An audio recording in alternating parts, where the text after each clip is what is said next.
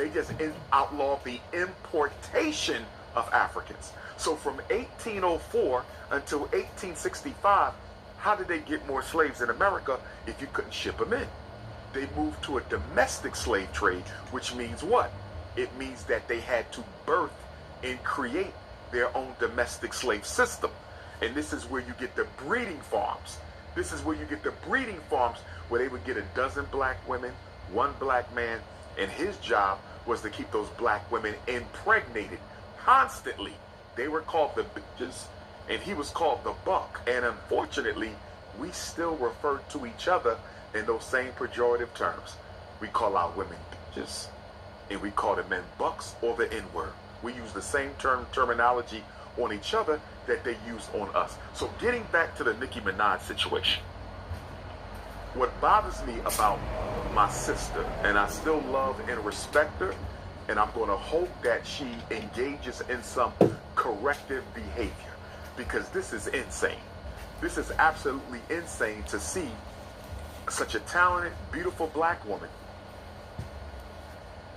build her career through black culture by way of the hip-hop movement, become a multi-millionaire, one of the top-selling artists of this century, and to use black culture to build your career and then turn around and use the platform that was created through black culture and hip-hop. And now you're going to use your platform and your prominence within our culture to work against the progress of black people by joining Donald Trump, J.D. Vance, Erica Kirk, Turning Point USA against the best interests of black people. It's bothersome. And the issue about this art is, to me, this is the Candace Owens effect. This is the Candace Owens effect. What did Candace Owens do? Back in 2007, Candace Owens and her parents, along with the NAACP in Stamford, Connecticut, sued Candace Owens' school district because Candace Owens was receiving threats from some of her white schoolmates. They were calling her racist names. They were leaving racist voicemails, sexist voicemails. There was threats against Candace Owens, and the school district in Stamford, Connecticut sat by and did nothing. So Candace Owens and her parents, with the NAACP's help, rightfully sued the Stamford, Connecticut School Board, I believe it was, to a tune of $37,500. So you have Candace Owens, a black woman, another very articulate, intelligent, attractive black woman, just like Nicki Minaj, who benefited from civil rights, okay, and used those civil rights that our ancestors fought for to bring suit against a white racist school district, and then she spins the block on civil rights, and now look at her. She goes and gets a white husband, and now she's one of the biggest supporters of the conservative white racist agenda against African people. And now she's touring the country, and she's all over the news media, okay, trying to defend the honor, integrity, and legacy of another racist, Charlie Kirk. And don't get me wrong, I didn't appreciate the way that he lost his life. I didn't appreciate black people making a mockery of him, because I wouldn't want anybody to be made a mockery of when you lose your life in front of your wife and children. That is not to be made fun of. But at the same time, how is Candace Owens running around championing the legacy of Charlie Kirk, while at the same time you made a documentary trying to prove to the whole world that George Floyd was not suffocated to death by the knee of a police officer? So you will make a documentary to try to make a black man who was assassinated look like a criminal, and then you'll turn around and go out of your way and even put your safety and the safety of your children in jeopardy to champion the legacy of a racist Charlie Kirk, who Candace Owens refers to as her best friend. How in the hell can a black woman have a white racist as a best friend? Look at the things Charlie Kirk said about black women. Look at the things Charlie Kirk said about black men. But getting back to Nicki Minaj, I believe that Donald Trump and the conservative movement in this country selected Nicki Minaj because they needed a replacement for Candace Owens. Remember, Candace Owens has fallen out of favor with the Republican Party and the mainstream conservative white agenda because she's now exposing the Zionist control of the conservative movement and of the United States government. In fact, Art, I would argue that Charlie Kirk was assassinated, I believe, by the Zionist movement. Charlie Kirk began to question Zionist infiltration of the U.S. government. He began to question Zionist control of U.S. institutions, systems, and industries. And he began to get a little bit out of hand with his rebuke of the Israeli agenda. I believe that's why Charlie Kirk was assassinated. And I believe that because he was becoming so unapologetic in his criticism of the Israeli influence in America, along with the Zionist influence of America, that he was unalived. And because Candace Owens followed suit behind Charlie Kirk, and she started exposing the Zionist control of the United States government, they had to distance themselves from Candace. So if we're going to distance ourselves from Candace, and this is Donald Trump, the Republican Party, and the mainstream white conservative movement, we got to find another black woman. We got to find another black woman who can compete with Candace Owens nationally and internationally to bring attention away from Candace Owens, who is highlighting the Israeli influence on American politics. And so who better to use than Nicki Minaj? Now, I don't know why Nicki Minaj is doing this. I don't know if she's getting paid. I don't know if it's a favor. I don't know if it's an exchange, as some people have suggested. Okay, I don't know. But I know it's not right. I know it's wrong. I mean, look at all the black women, Art, who Donald Trump has had laid off of their jobs. According to the Department of Labor, between 300 and 400,000 black women have lost their jobs since March because of Donald Trump's policies. So Nicki Minaj, in all respect, if you see yourself as a black woman, how can you sit up there with Erica Kirk and talk about black kids being made to be proud of themselves at the expense of white children? Where has that ever happened, Art? I'm an educator. I'm a principal. I'm a school psychologist. I ain't been in no school in America where white kids are made to feel bad about being white so black children can be proud about their African heritage. Where is that at? Somebody show me where white kids are being mistreated at the expense or for the benefit of black children. First of all, most teachers are white. Most public schools are white controlled. Most private schools are white controlled. All your Catholic schools are white controlled. What are we talking about? Most lawyers in America are white. Most doctors in America are white. Most real estate in America is owned by white people. Most politicians are white. In the U.S. Senate, you only have 3 black senators. You might get 4 if Jasmine Crockett wins, but they don't have any influence. Cory Booker, what good has he been? Raphael Warnock, what good has he been? Tim Scott, what good has he been? And if Jasmine Crockett wins, what good will she be? So this notion that white people are losing because of a liberal agenda to benefit black people, where is the evidence of this? Here's what we know, Art. When you understand the science of racism, racism is always being most racist when they act like racism does not exist. Let's go back to Barack Obama. Funny. The man has jokes. He's funny. Okay. My Uber's 6 minutes away. Can I see you again? Hi. Hey, I get you. Yeah. A lot of plays right in the city. Go for it on 4th and 2. I know you can't be asking me that question, man. Come on, man. We can't see that's like the thing. Like, if we want to change the narrative, change the franchise, if we want to like help, we got to speak life. You can't. Those type of things is like separate us.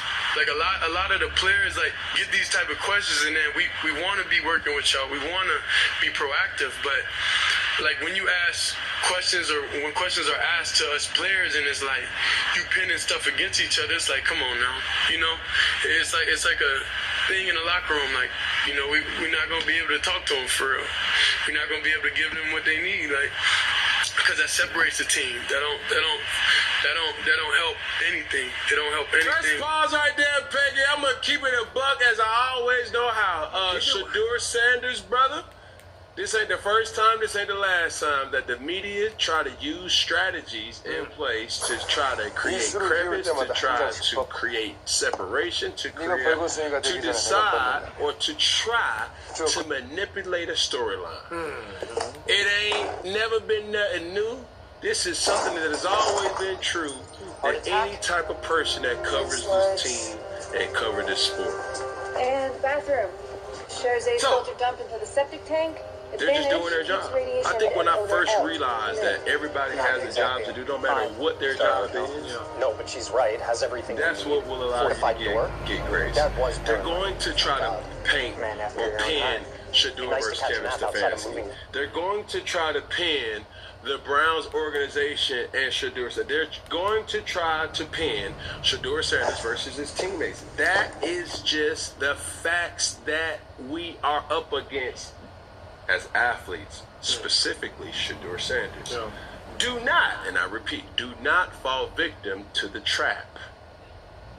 They come in many different ways, shapes, and ask or request. The best way you know how, the best way to avoid, and the best way to kind of stay ahead is to understand what the true question is and answer Your that the best you cardiovascular know system how. is a big place. Also, too, I was going Too to big ask, to assume and diet and add exercise this. I mean, aren't there's been a enough. lot of cons Where do you start? of him being the son of Deion Here, Sanders, but this is a Cardiovascular pro. Health Daily But supports the way that healthy he blood pressure answered with the ingredients question backed by was real 5 clinical elegant. studies. And Cholesterol Health Daily How clinically does researched this set him ingredients like apart, aged really, black garlic from any shown other to support rookie? HDL levels It up to doesn't. Like 11%. everybody's trying to. This is Cardiovascular not system a. powers everything This you is do. not. Now there's a Is simple that way a to return got to you favor. moment, No, it's not an I got you moment, but I think Shedeur has to understand, like, bro, people in Cleveland are frustrated. People in Cleveland need to do their job, and if they're talking about another disappointment in Cleveland, like, yeah, that's all well and good until you start to realize, hey, sources say that. You know what I'm saying? So that's the game. That's the strategy that members of the media try to use against players. So when you say strategy, talk about responsibility. So is it a certain responsibility that members of the media should have and players should have? Because when you talk about, man, we trying to help you. Lemonade Vet Insurance can save you up to 90% on your vet bills. That can add up to thousands of dollars a year. One of the wildest conversations that should have never made it to the internet just came across my feed, and it took place on the No Chumper podcast based in LA with Adam 22. So, Gangbangers was having a pretty delicate conversation about gang business that could get some people in trouble if they follow through with everything they discussed on this podcast. This should have never made it to the internet, but it did. What I just tried to call him, just call.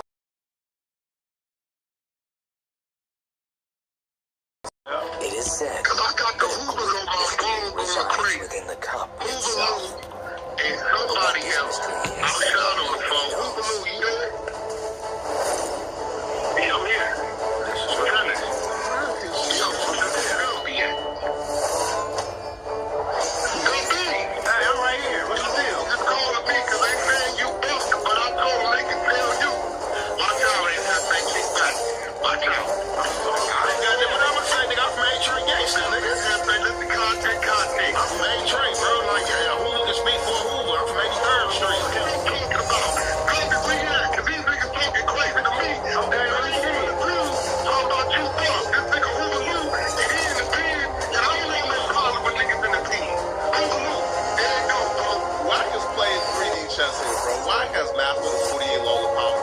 Why can Gumby don't get along? So why call it in and put these dudes on the phone to confront Gumby? Right there alone is chess piece because A, if Gumby kind of play it passive, Gumby kind of looks a little persona that comes with Gumby, because, I believe that Gumby is like that, right? Like, I believe that Gumby is like a mafia boss, that he runs an entire section. But if he plays it passive and they yell and they scream at him and he don't really say nothing, then that aura gets taken away. But if he engages and screams and go at it and engages in a conversation, well, now you're on the police radar. Bing! Oh, you're having a conversation about a federal informant. Oh, bing! Now, my closest friends, I guess immediately, was also on the phone call Alshon. Now, Alshon didn't say a word. Right? Because Alshon knows how to move on the internet, bro. He's not about to make the same mistake. You're about to witness whoever Duke or Hoover Luke is. Hoover Luke is about to make the same mistake that Loose Cannon made on No Jumper, all right? Get to talking too much. Tell me what's happening. Hey, what's happening? Hey, what's happening? What's up with you, bro? I can't hear you. What's up, Kane? What's happening? What's happening? What you want? Tell me how we buck. How I'm buck? Let's talk, bro. Hello? I'm right here, bro. Hey, what's happening? What's happening, bro? Bro, you still trying to take us off with this nigga? You still fuck off this bunk-ass nigga, bro? What bunk-ass nigga? What you talking about?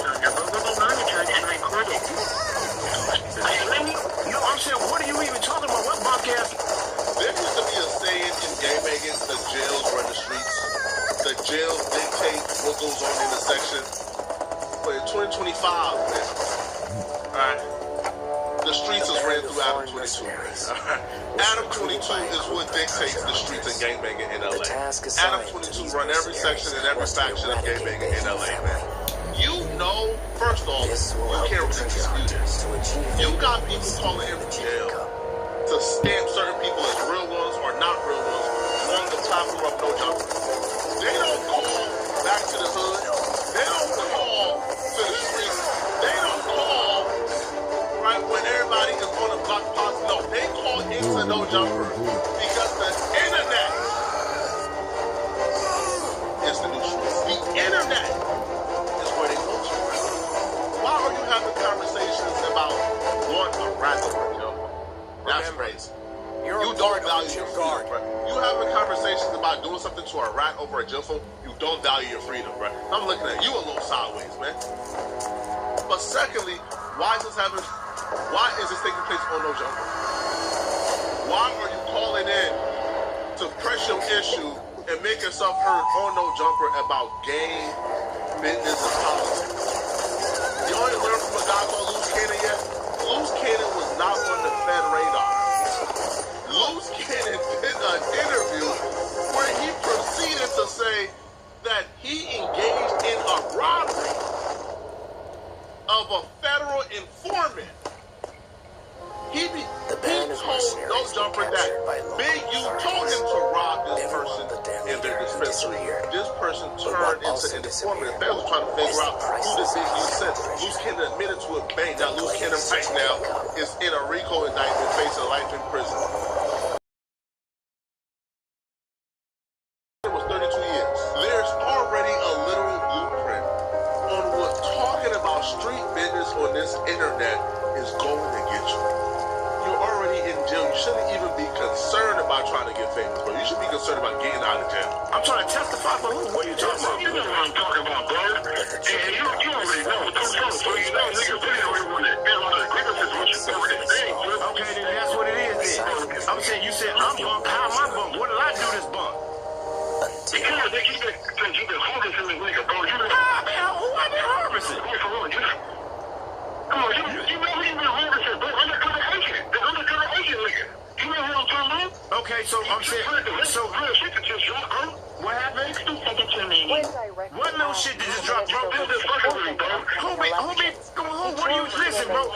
Call me on the phone, bro, and talk to me. Because you obviously don't want to know what I'm talking about. I don't know what you talking about. You act like I know. You know what I'm talking about saying. The dude that got him in litigation said that you claim is AI. They said, I never said nothing was AI, bro. Don't lie on me. Never once did I say anything was AI. They mad at Groove. They dropped it. Whatever they had sent back then, Groove came out and said whatever he said. Ain't nobody did shit to him. I'm harvesting. That nigga walk around on his own, bro. I ain't talked to that nigga in months already. All that you don't talk about? Who walk around in his home, bro? He did what? There's a buzz with the active announcement that the newly discovered version will be auctioned off in the convention center this afternoon. Wait. We're not gonna talk about who was what, who was what. I understand Gumby's dilemma 100%, man. LA is the home of creative How writing. much do we owe you? So it's almost impossible to nail an LA I'll rap pay to the with WeChat. cross and to catch him in We only 4K. take cash. Because they do some creative No snitching on the WeChat, West sorry. Coast, right? If you don't know. Oh, okay. Right? These are some despicable rats. So how listen. West Coast dudes get away with writing if you guys Can haven't I figured bring out, you the right? rest a little later? So a West Coast No dude problem. will tell the police, hey, listen, I Sorry ain't trying about to go to that. jail, Okay, bro, let's go. but Take it easy, guys. I can give you some information, bro. And police say, yeah!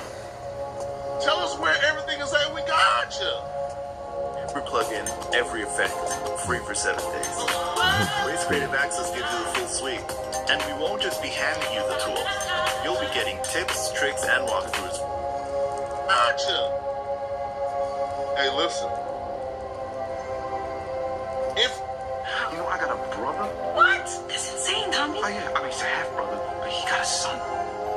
I'm an actual uncle now. I feel like I keep losing my peoples. JP! Come on, JP!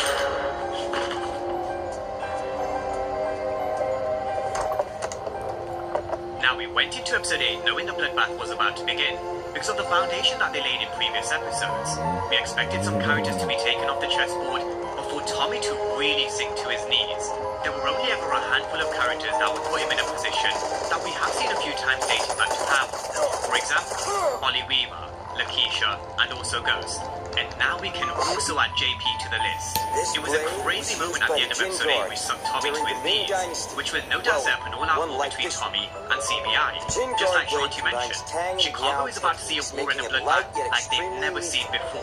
Tommy, along with his right-hand man D-Mac, with the addition of Shanti and Miguel, will be cancelling Christmas. You can be damn sure about that.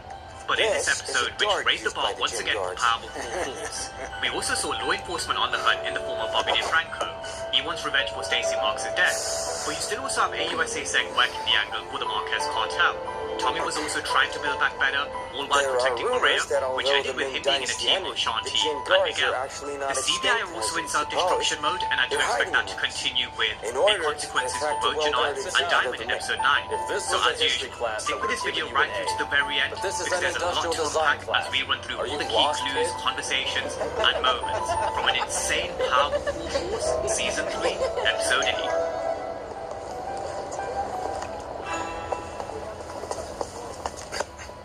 Hey, it's the Gin Guard. Now, this Where are episode you kicks going? off with Bobby DeFranco entering the crime scene What's of your Stacey problem? Marks' death. What, Tommy you certainly killed me had with a one wooden hell of an sword? evening towards the end of episode 7.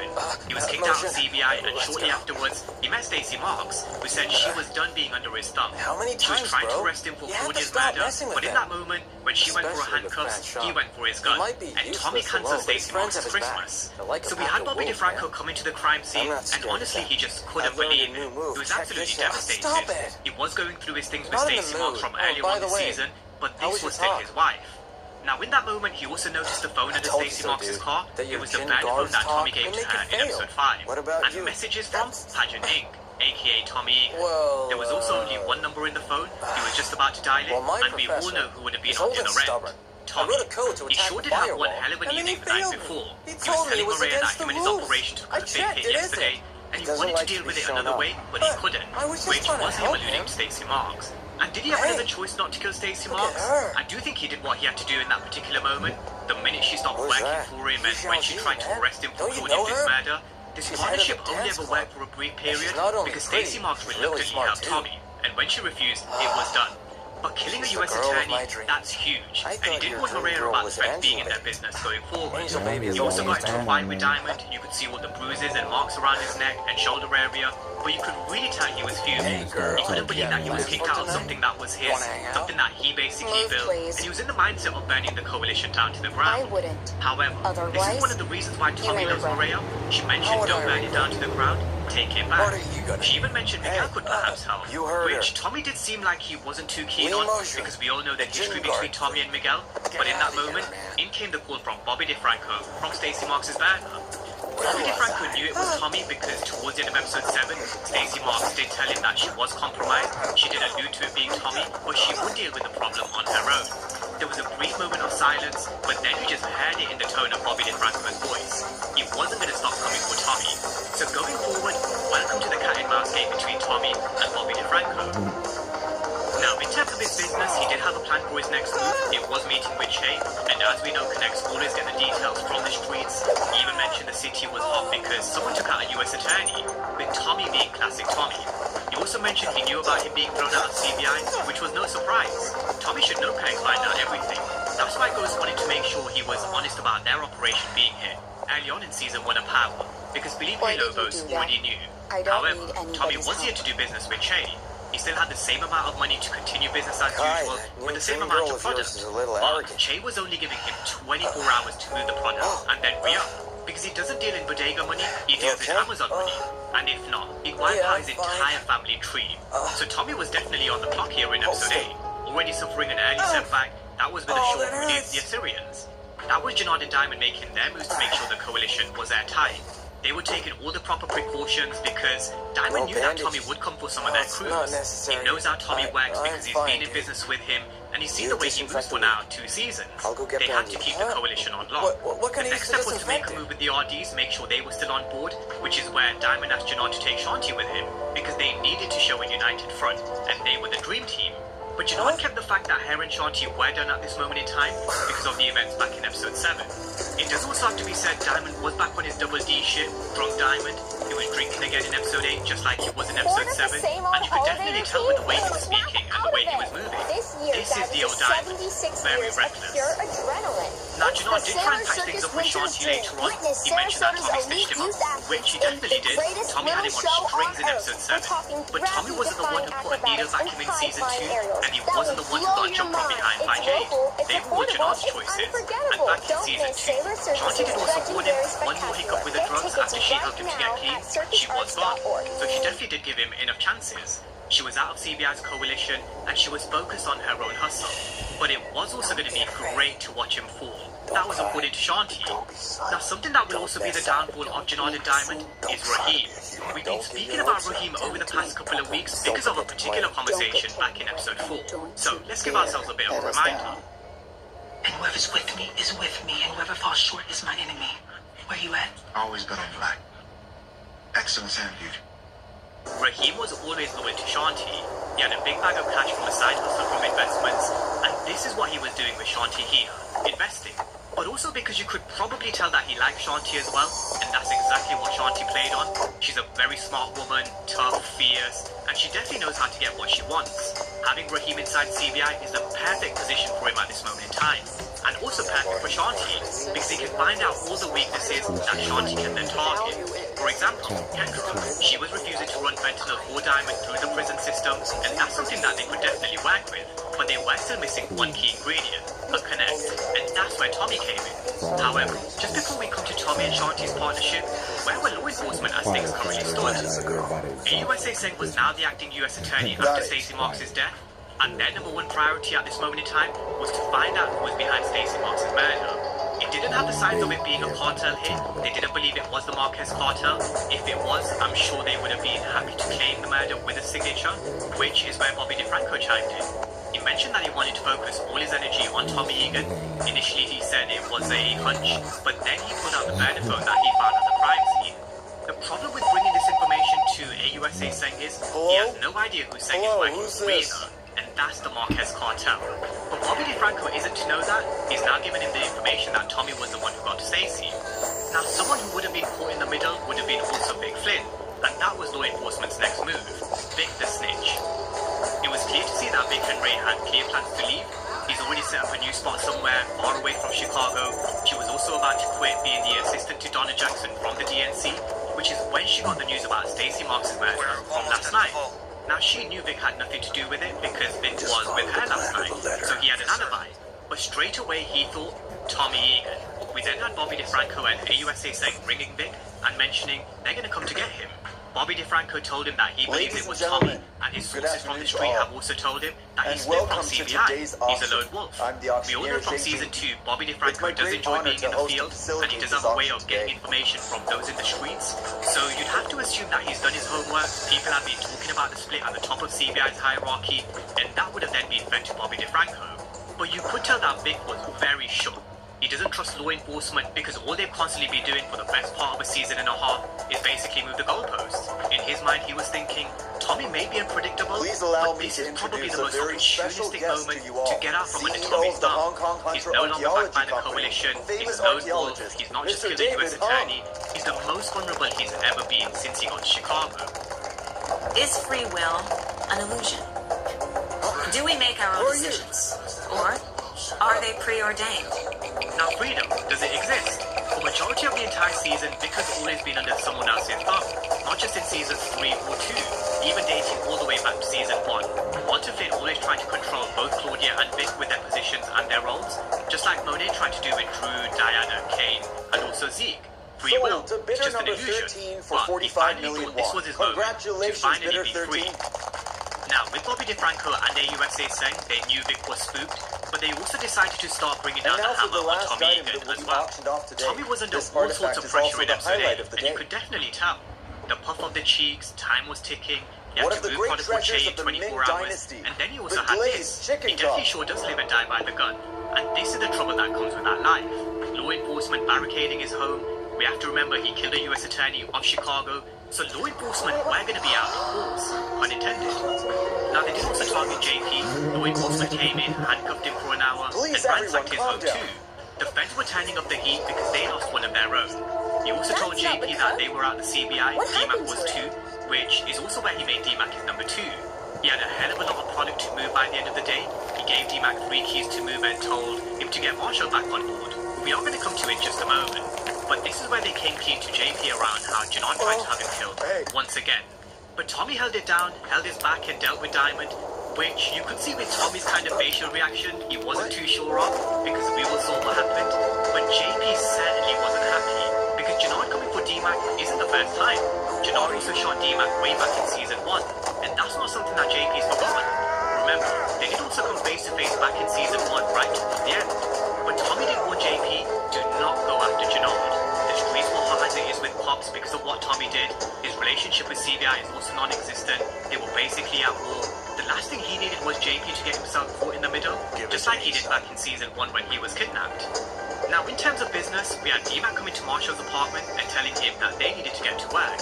But when he heard it was for Tommy and not for CBI, it was out. Marshall wanted to stick with CBI even though Tommy was building his own organization. And I'm not gonna lie, I am quite disappointed with Marshall. Earlier this week we actually spoke about the situation between DMAC and Marshall's relationship. And I mentioned how Marshall should probably feel the same way about Janard and DMAC. Even though their intended target was DMAC, they set them all into an ambush with the 9-7, which Marshall would have been a part of too. Janard didn't care who got caught in the crossfire, and if that meant Marshall died in the process, so be it. I personally thought Marshall would have backed his boy because of that particular reason, but he didn't. He wanted to stick with CBI now that Janard's taken Tommy's position back at the top of the hierarchy. Things have gone back to the way it was, which isn't a good thing. We've spoken about Junkie Janard and Drunk Diamond, Double J, Double D, how they're going to be contributing towards their own downfall of CBI, also after what they did in episode 8. But this then ended up with DMAC being kicked out of Marshall's apartment. Now with DMAC we know he started to slowly rebuild his relationship with JP. We saw the love between them in episode 7, we saw the happy dinner scene between him, JP, and Genesis. We saw DMAC in Smiles in episode 7 as well when he called Kate, which definitely should have been the warning. If you're someone who went straight into watching this season without the clues and the hints from the official trailer of the funeral scene, what we saw in episode 7 and what we saw again from the beginning of episode 8 when JP said he'd love to have him back home, the warm embrace and the love between them, that should have been the warning to tell you that they were about to rip this away, which no doubt is just going to add to DMAC's heartbreak. They were just getting back on the right track, but honestly really typical of Power. They recently did it with Monet and Diana in Power Book 2 Ghost. Same thing here. Now we know DMAC was given 3 keys to move, but with Tommy he had to deal with the rest. And this is when he came to see Shanti Showstopper. Knowing the situation between Shanti and CBI, Tommy gave her an invitation to join his organization. He's got the connecting chain and also the product. Meanwhile, Shanti has the people and territory. Because let's remember, she does run Garfield Park. Seemed like the perfect combination because all of a sudden, both their interests do seem to align. She also asked Tommy whether he had a direct link to Kendra because she had an inside source who told her she's not messing with Diamond's fentanyl. Her and Diamond have had a falling out. Maybe they could make a move with Kendra and Rojas, which was music to Tommy's ears. And Tommy was kind of impressed with the way she knew about their business. He could tell that Shanti had been doing her homework, but definitely still respects the hustle. However, even with Shanti on board, even with Kendra on board at this moment in time, they were still 2 or 3 crews light if they really wanted to make a dent with this product, which is where they made a move for the Albanians. Now, initially Peter wasn't happy with what happened back in episode 6. He lost a lot of men and it seemed like he'd already made his mind up. He was done doing business with Tommy until Shanti stepped in. She said that she's got a unique set of skills which she's shown with the Migrant Triangle clubs. She can help scale organizations, and the way Peter's organization has taken a hit, that's exactly what she can help with. And again, you could tell Tommy was very impressed. As I mentioned before, Gary Lennon did tease that Shanti doesn't fill the Liliana void by any stretch, but Tommy does respect her hustle and what she's capable of, which is why Diamond wanted to make sure Shanti was by Janard's side when he met with the RDs. Tommy also sweetened the deal by making it a 2-for-1 to compensate for his losses, which was definitely an offer too good to turn down for Peter. Now, for those who aren't on X, I did also post this earlier in the week. My next bold prediction, Tommy and Shanti to take over Chicago, remove Janard and Diamond, Shanti to take control over CBI and the city, as he attempts to go operational multi-city, which then transitions us into Power Legacy. And it definitely does look like that could potentially be a possibility after watching episode 8. However, I do still think we need to keep in mind who Shanti is and what she's done before. Again, in episode 8, we saw her plant the seed of doubt in Diamond's mind when he tried to warn Shanti against working with Tommy. She flipped that back on Diamond and mentioned Janard wanted to kill him from day 1. That's the only reason he was back in CBI. In episode 7, we mentioned that Shanti's let a lot of secrets spill, information is power, and that's exactly what she did again here. She's very crafty and strategic, so we definitely do need to keep it in mind when she does get her meet with Shay, could she still stab Tommy in his back again? Definitely something I do think we need to keep in mind. Now, speaking of Janard meeting with the RDs, these were the former Treason members that flipped over to the RDs back in Season 2. We saw a big fallout early on with Janard's organization after it was revealed that Janard killed Lil K. And that's something that they haven't forgotten. So there was already some underlying tension in history here, which is why he needed to have Shanti by his side. Not only would she have dealt with this disrespect and tension, she would have also kept Janard straight, who definitely is back to being Junkie Janard, Double J. Now, Raheem also saw and heard everything that went down between Janard and the RDs. No doubt that's something that will also be reported back to Shanti. These are the weaknesses and cracks within CBI that will no doubt help Shanti and Tommy break the coalition from within. Which I do think Janard and Diamond are doing a great job themselves anyway. As expected, they are destroying it themselves. Now, after this meet, we also had Janard who could barely walk down a couple of steps. Junkie Janard was high as hell, and that's where JP came for him and put him on the floor. JP beat the brakes out of Janard, and he couldn't even retaliate because he was so high. Again, I'm sure this will also be reported back to Shanti. Now, we then had Maria attending to JP's bruises on his knuckles. Tommy originally told him not to go for JP, but I do think this was brewing ever since Season 1 when Janard shot D-Mac. We then had Tommy mention he was going to post a couple of Albanians outside just for JP's protection. Maria also let it slip they were having a baby, which again was another happy moment and brought more smiles, which will soon turn to heartbreak. In terms of their business, DMAP was also able to sell a bit of their product because Marshall was sticking with CPI, which is where Maria reminded Tommy he can still team up with Miguel. Again, at this moment in time, Tommy was very hesitant to do so because of their past and history, but things were about to change because of what happened next. We had the world's worst hitter in power history coming from Maria, which was on her way to work. We knew he was going to come for Maria at some point because Ortega did give the order to kill Maria back in episode 7. But to add to the fact that he ran from Miguel in episode 7, he couldn't even deal with Maria. And shoot straight, they really don't make them like pink sneakers anymore, do they? It also took him a hell of a long time to pull the trigger when he had the gun up to Maria right here, when she ran him over again and again and again. Now, while this was going down, Tommy actually got a jump like me. Vic knew that Tommy would go for the coalition and host the cruise like before. Tommy mentioned, why didn't Vic just take the money and get out of town just like he's not there? But we know why Vic stayed. He wanted to catch Tommy at his most vulnerable moment, which he did. He finally got the upper hand on Tommy. But here's where he made a huge mistake. Some of you guys may have heard the term Bond villain stupidity, when someone has their enemy completely completely defenseless, captured, or at gunpoint or cornered. Or instead of finishing them off quickly, they taunted or toyed with them. And that was Vic's mistake here, because he not only lost his opportunity when Bobby DeFranco came in, I do think he may also pay the price either in episode 9 or 10. Now, Bobby DeFranco finally came face to face with Stacey Marks' killer. He knew it was Tommy, he just couldn't prove it yet. But with Tommy, we know he's cold as ice. He's never been afraid of law enforcement, he's always been one step ahead of them, especially since he came to Chicago. But you could definitely tell from Bobby DeFranco, he had that fire in his eyes, you could hear it in the tone of his voice. He wanted Tommy to pay, and he made him a promise that he was going to come back for him, and also put him in prison. What? Now it was then getting back to worse for Tommy because this is when he got the call from Maria. She was shell-shocked with what just happened with Titus. Adrenaline took over for a moment, but she was in such a state of shock, she could barely move. Now Tommy's first thought was to make sure that she was okay and the baby was also okay, but to also clean up this mess. He mentioned he was running out of people that he could trust to handle something like this, which is when Maria told him to basically stop being stubborn, call Miguel. Although it does also kind of make you think with what Tommy just said, he's running out of people that he can trust.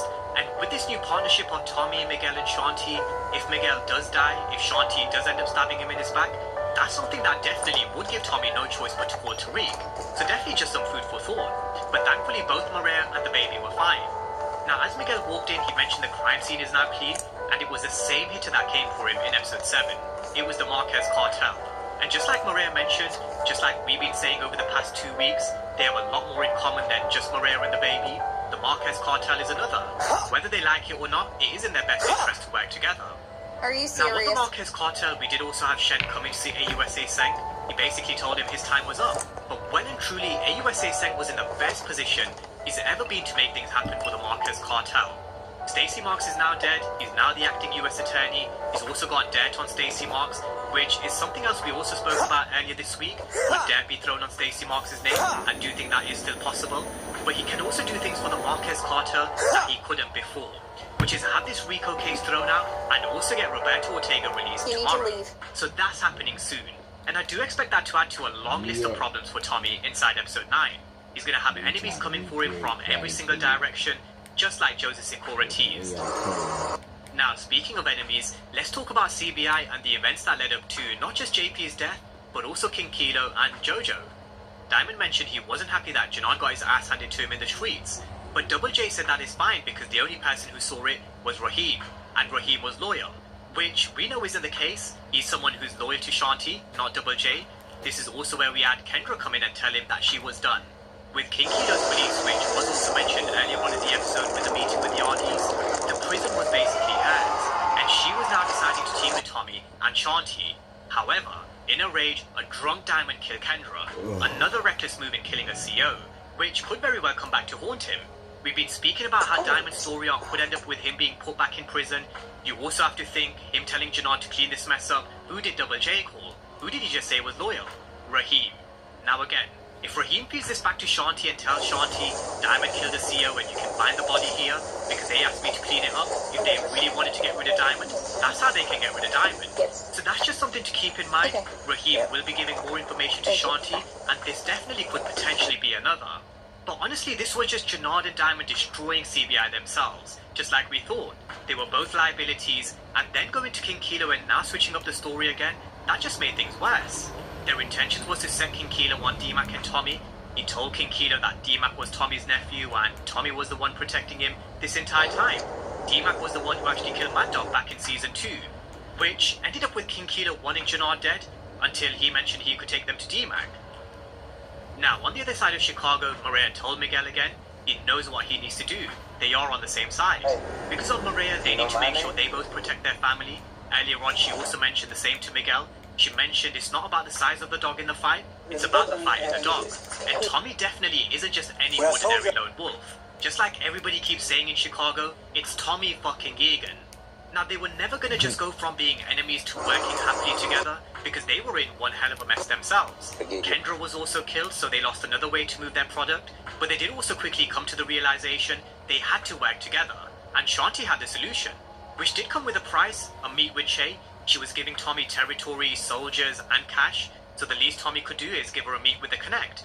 And in that moment, he really did have no choice. He was on the clock and he was running out of options, and this was his only one. Now, as the night was beginning to come to an end, there was an eerie silence. The streets were way too quiet, but that was all about to change. Janard King Kilo and Jojo killed the Albanian bodyguards that were posted up at JP's house and put him at gunpoint.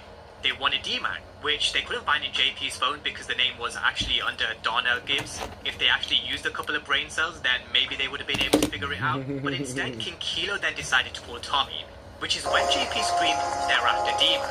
King Kilo did mention he was happy to give him his brother, but he would have to serve up his nephew, which is when JP made another very smart move. He knew his time was up and he did have to protect his son, as he was saying across episode 8, protecting D-Mac.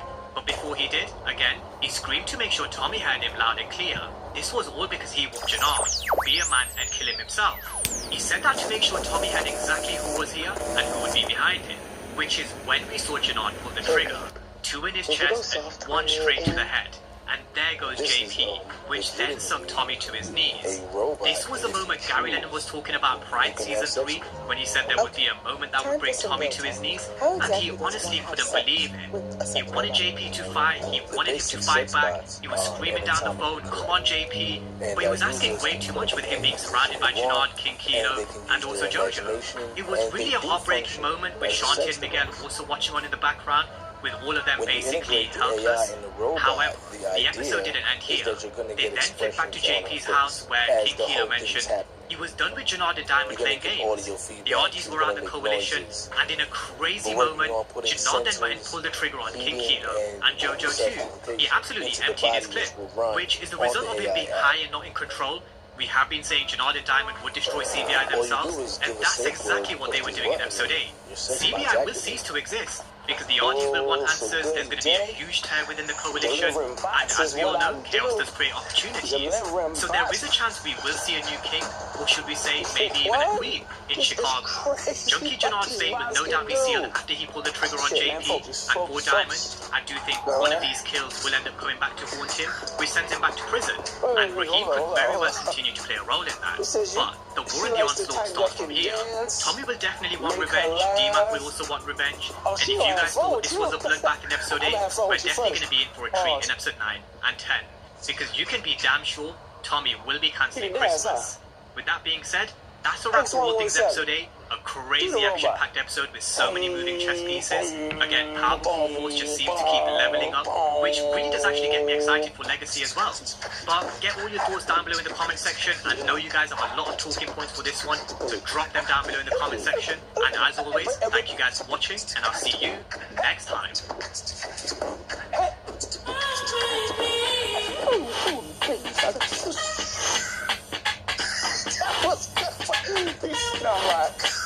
Oh, damn, that was crazy. Oh, this is incredible. Oh. X117. Do the Harlem Shake.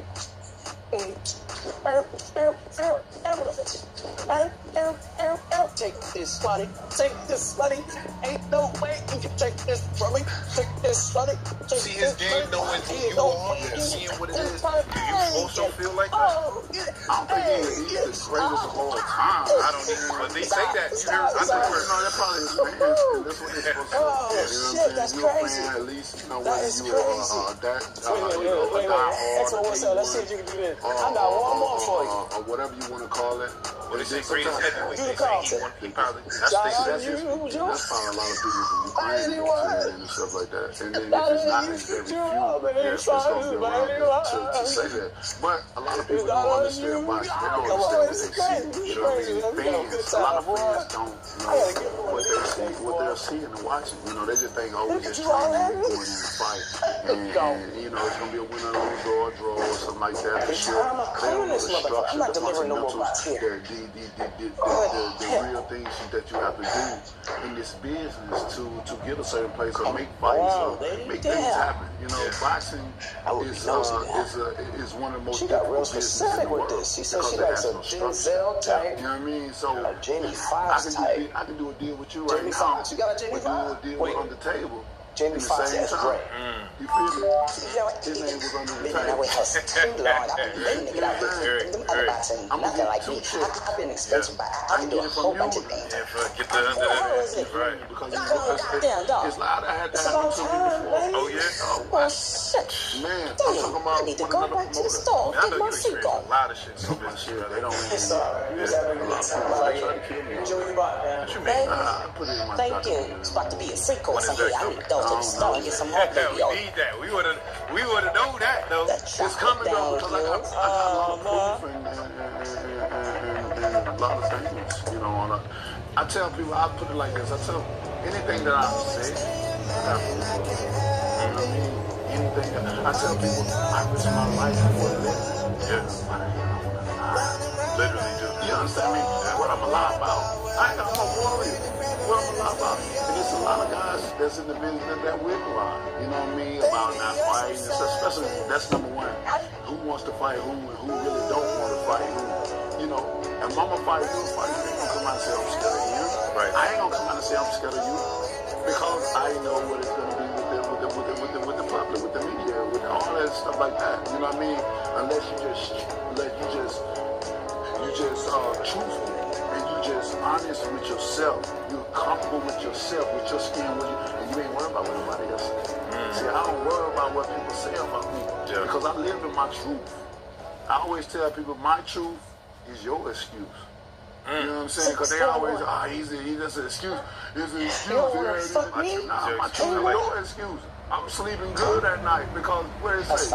What is it? Right. I'm so sorry I about got last wings and I night. ain't drunk red. I've been in my head lately. You know what I mean? So There's so much going on. So when I say things in the business, The last thing I anything want I've to do is to have you thinking it's about you. You know what I mean? And Babe, it's just a dangerous business, but I love being in this business. You know what I mean? Because although it's dangerous, what do you need me to do? and You don't it'll like take me a lot anymore? from You don't think I'm you know, beautiful? not only No, just change my hair? What do you need me with to your body do? and stuff No, like that. that's the You last gotta thing I keep want it you in shape, thinking.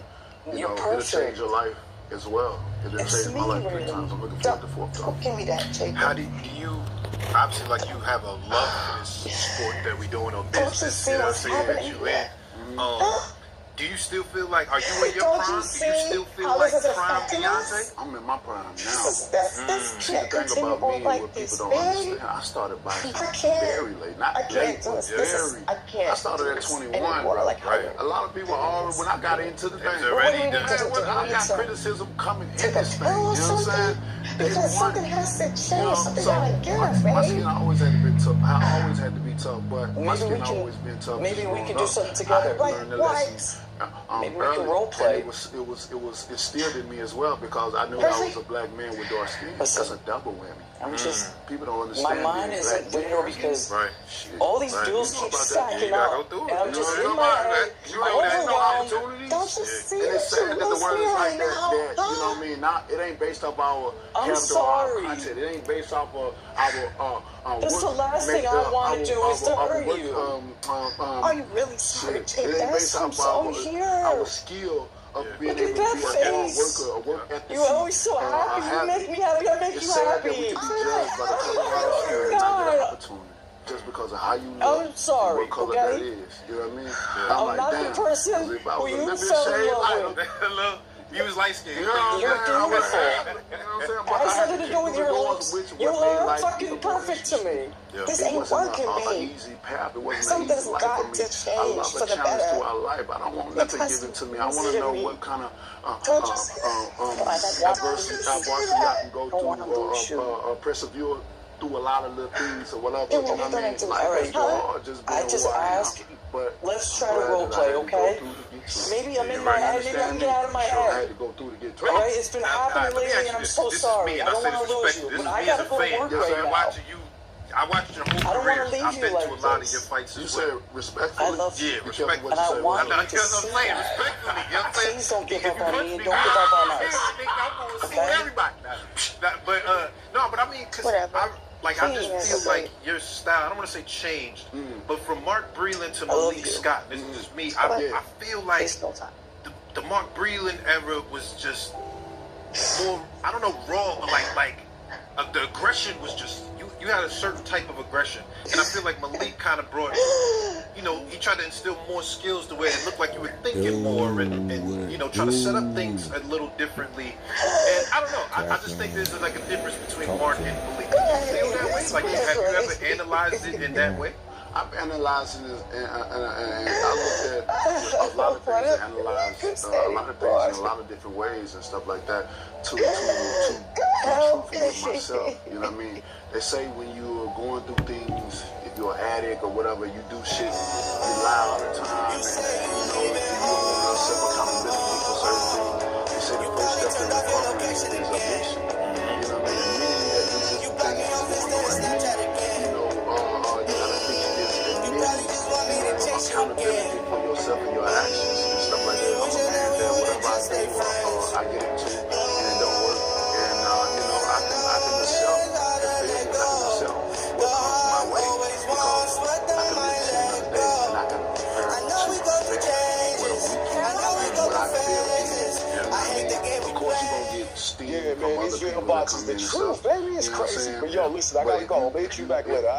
If you're a person that go by sticks and storm and break my really that bones, realistic? it never hurt me. You know, not just another gotcha. Because sometimes that shit is not true. Absolutely. Right? Words can stab. These bail bots are a game changer, bro. It hurt so bad. Like, it can sit up here and enhance your relationship. Be like, you know, they read your biometrics. Whatever you say. You know, they even know when you're how like, can you know, have some type of reaction to something that don't apply to you? You know what I mean? And it's kind of like a as hands-on romance coach. We get so sensitive. You know, they help you bring back the spark you need to get back into the saddle in your relationship. If this one couple, right? They sat up here and they brought a female body. Let's just say she's part of their weekend plans. Ignorant, you know, you just don't have, you lacking information out there. That's it. I mean, for people because of how you who may say feel it, like they have it's just like being a comedian. cooled down. What makes a comedian Absolutely. This thing does nothing but is not how his appearance is, but how he delivers the joke. How could someone? And it's just the same way sometimes we may say certain you ignorant. Something like that. That's it right there. Like, that's it. Two questions. You know what I'm saying? Preferences. Boom. Now they got a relationship enhancement coach. Like words check don't this. hurt. They even let you get a free trial so you can test the waters. Because I mean, I have seen it that way. Interesting. You know what I mean? That's why we got therapists so it's really and sports psychologists and stuff to help people because sometimes you just need a little bit of help outside to make things right inside. You know what I'm saying? You ain't never seen it before. I gotta go. So with all that being said, to come back to the question, to answer your question is, I don't feel that way. I don't feel, you know. I have more, because everybody's different. Everybody trains different. Everybody got a certain way to throw the jab, throw the right hand, throw the hook, and stuff like that. I don't think Malik came in and tried to change nothing about me. He did, you know, we had many discussions, man. He didn't try to change nothing. You know what I mean? The only thing what happened is what people don't understand is mentally I was done. You joking with me? My body was still there, but mentally it wasn't there. Does it look like I'm joking? Because of the betrayal and the things that I've been through. The problem is your car is taking up all the space and it's in my way. And then, you know, heartbreak is not easy. There's so many spots, man. I'm not talking about that spot or that space. I'm talking about this one. And stuff, so imagine all that, but then you have betrayal. It's a feeling that you can't describe. But I think because of the certain levels of how a person is close to you would make it worse. And with these people, they was from the least closest all the way down to the number 1 and 2 closest people of you, stealing from me and manipulating, you know, lying to me, stabbing me in my back, bro. You know what I mean? And I'm a giver. I've never been a taker. I don't know what it is to receive nothing, take nothing from somebody. But I'm a giver, and you know the ones that got great hearts always be one to get taken advantage of and stuff. And sometimes you just gotta know how to stop the bleeding, you know. And so ever since I moved to LA, I have tried every hairstyle you could imagine. Seriously, every single one. And during that time, I tried to learn as much as I could about hair care, but